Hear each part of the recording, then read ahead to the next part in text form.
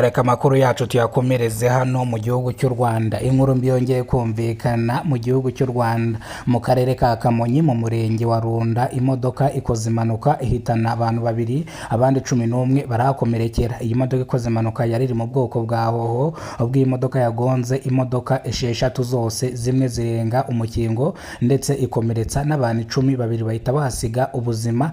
Iyi modoka iri mu bwoko bwa hoho, wari uyitwaye yahise yirukanka ahita burirwa irengero, ubwo abaturage bavuze yuko iyi modoka yari irimo umugabo barimo bahereza metirize, niyo mpamvu iyi modoka yakoze impanuka. Reka tukubite tubangura. Polisi y'u Rwanda ikorera mu karere ka Kamonyi yatangaje ko ku mugoroba kuri uyu wa gatanu mu murenge wa Runda ahazwi nko ku Ruyenzi habereye impanuka y'imodoka yo mu bwoko bwa hoho yagonze imodoka 5 n'abantu 11, harimo babiri bahise bahasiga ubuzima.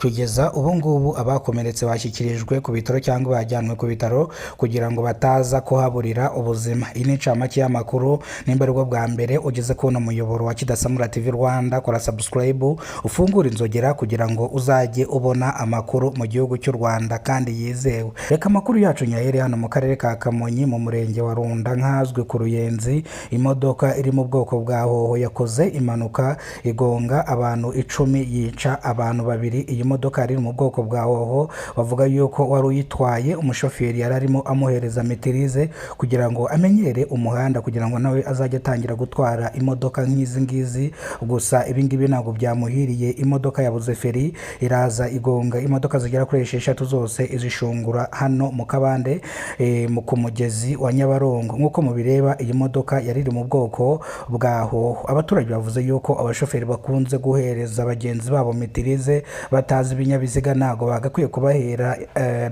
kubahera imodoka mu muhanda. Abaturage basabye polisi ko bakora iperereza ko uyu mugabo wari utwaye iyi modoka iri mu bwoko bwa hoho wacitse akaburirwa irengero ndetse arangije kwica abantu babiri anakomerekeje abantu 11. Ni mu gihe umugabo kugeza izi saha yaburiwe irengero atarafatwa ariko aracyashakishwa. Gusa wari urimo cyangwa wari utwaye ino modoka yararimo afata kuri mitirize we bamufashe, ubu ngubu bamushyikirije ubugenzacyaha RIB. Ni mu gihe uyu musore yavuze ko uyu mugabo yamwishyuye amafaranga angana n'ibihumbi 150 kugira ngo azajye amuhereza metirize. Mwibuke yuko iyi modoka ikoze impanuka mu masaha ashyira saa moya za nimugoroba ku gicamunsi cyo kuri uyu wa gatanu. Bivuze ngo rero iyi mpanuka yari ikomeye cyane, bamwe barize abandi bifata ku munwa kubera ko iyi mpanuka yari ibabaje cyane. Abaturage bavuze yuko nanone ku gicamunsi cyo ku itariki 15 z'ukwezi kwa 10 umwaka wa 2025 nabwo aherutse kumvikana impanuka nanone iri mu bwoko bwa hoho, ubwo hoho yamanutse kagonga ivatire ebyiri kaziroha munsi y'umukingo ndetse ikanagonga ikamyo yari yiri imbere. Bivuga yuko rero ahantu hakunze kubera impanuka kubera amakosa abashoferi bakunze gukora bagahereza abagenzi babo metirize batazi ibinyabiziga.